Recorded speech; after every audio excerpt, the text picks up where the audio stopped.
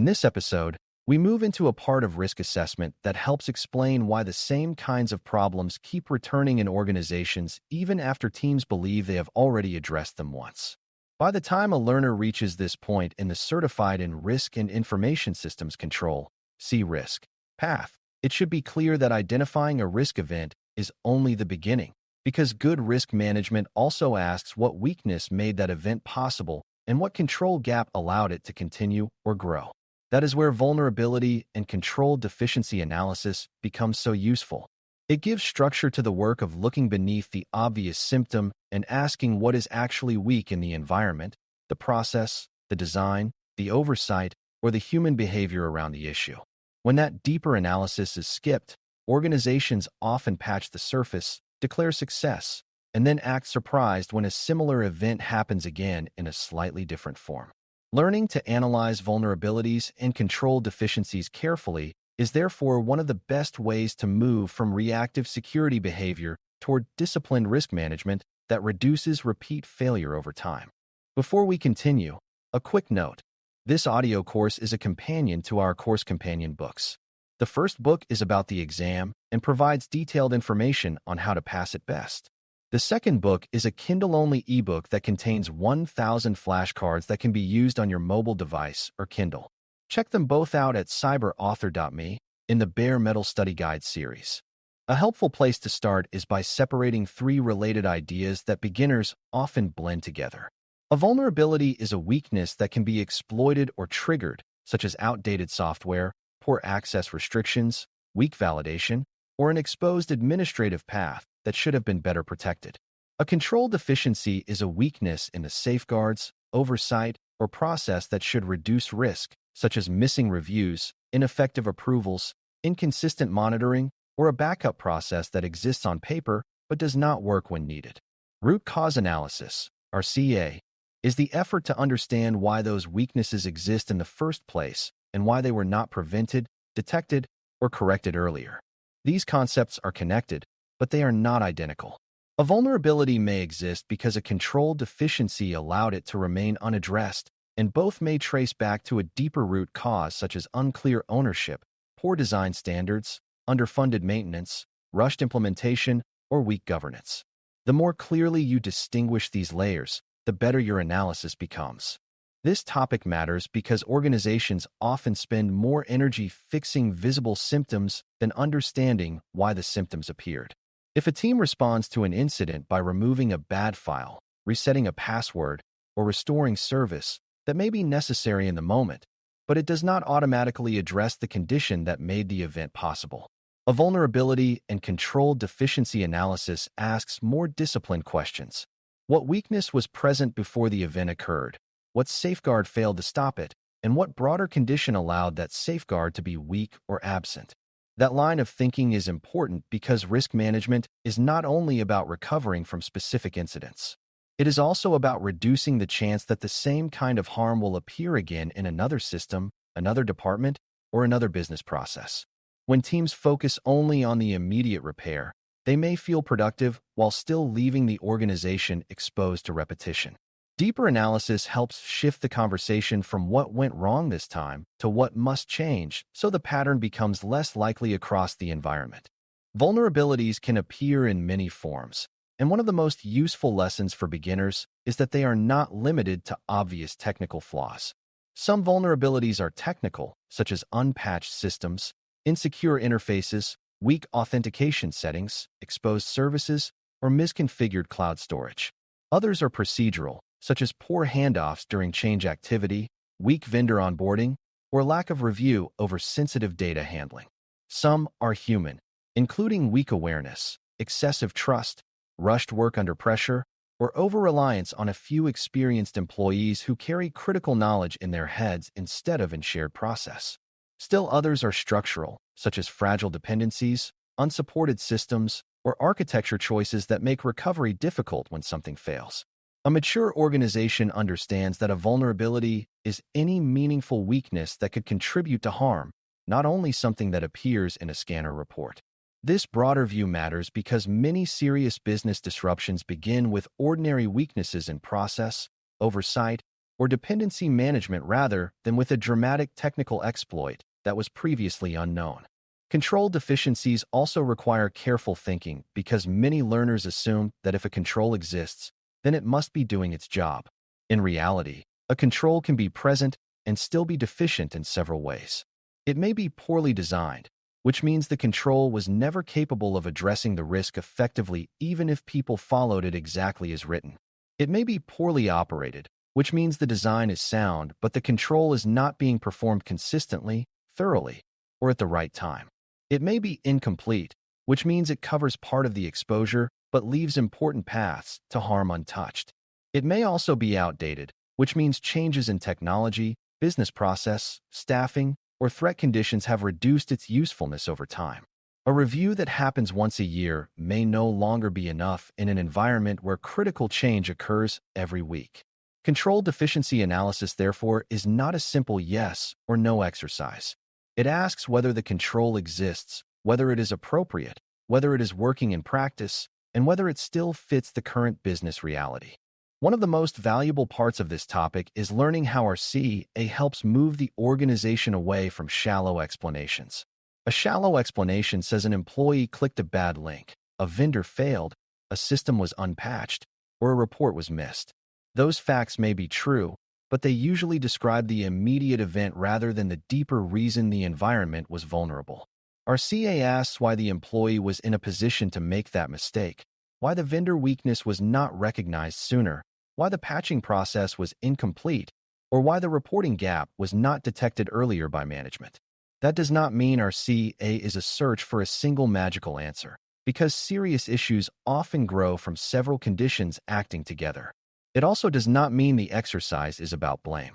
The goal is to understand the system of causes around the failure so the organization can improve design, oversight, ownership, training, communication, and control operation in a way that reduces repeat exposure rather than simply punishing the nearest person involved.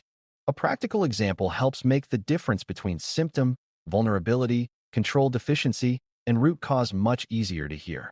Imagine that an employee account is compromised through a phishing message and an attacker uses that account to access sensitive business data.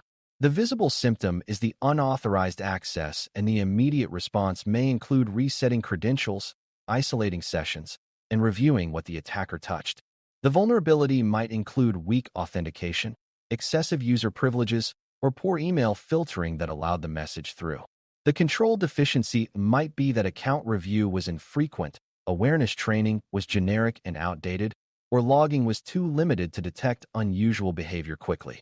The root cause might go deeper still, revealing unclear ownership for identity governance, lack of investment in stronger access controls, weak coordination between business managers and security teams, or a culture that rewarded speed and convenience over disciplined access management. This example shows why good analysis cannot stop at the first answer. The first answer explains the incident, but the deeper layers explain the environment that allowed it. A second example shows that this topic is not only about malicious attacks. Imagine a major service outage caused by a flawed software change that was pushed into production too quickly. The event may look like a simple technical failure, and the immediate repair might involve rolling back the change and restoring service. The vulnerability could include fragile integration points, weak testing coverage, or a system architecture that makes errors spread quickly across dependent services. The control deficiency might be an approval process that existed formally but was treated as a routine rubber stamp, or a change review meeting that focused on deadlines rather than operational risk.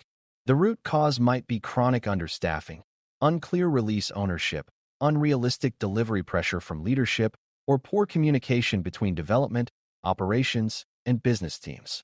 In that kind of case, blaming the person who made the final change would miss the larger truth. The real lesson is that operational failures often reveal weak governance, weak process discipline, and weak control design just as clearly as security incidents do. Evidence is essential in vulnerability and control deficiency analysis because strong conclusions should be grounded in more than instinct or frustration.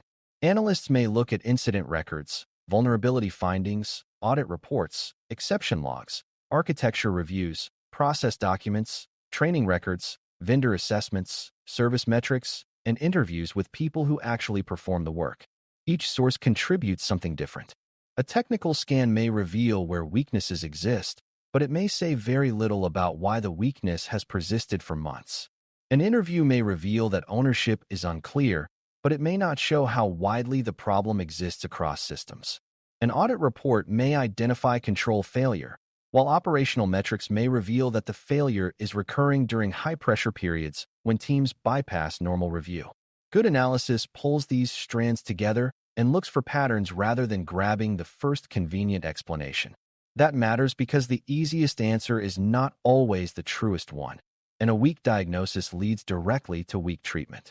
As the analysis becomes richer, it often helps to think in terms of people, process, technology, and governance, because many root causes sit at the intersection of those areas rather than inside one category alone. A technical weakness may persist because a process does not require timely review. A process may fail because ownership is unclear or because people are not trained to perform it consistently. A trained team may still struggle if leadership has not given enough time, funding, authority, or attention to make the control workable in real conditions. Governance matters here because it shapes standards, escalation, accountability, measurement, and the willingness of leaders to respond when recurring weaknesses are reported. This is one reason mature risk work avoids the habit of treating every issue as a purely technical problem. The technology may be where the weakness is visible, but the deeper cause may come from weak design decisions, fragmented responsibility, poor change discipline, or a business culture that normalizes exceptions until failure finally becomes unavoidable.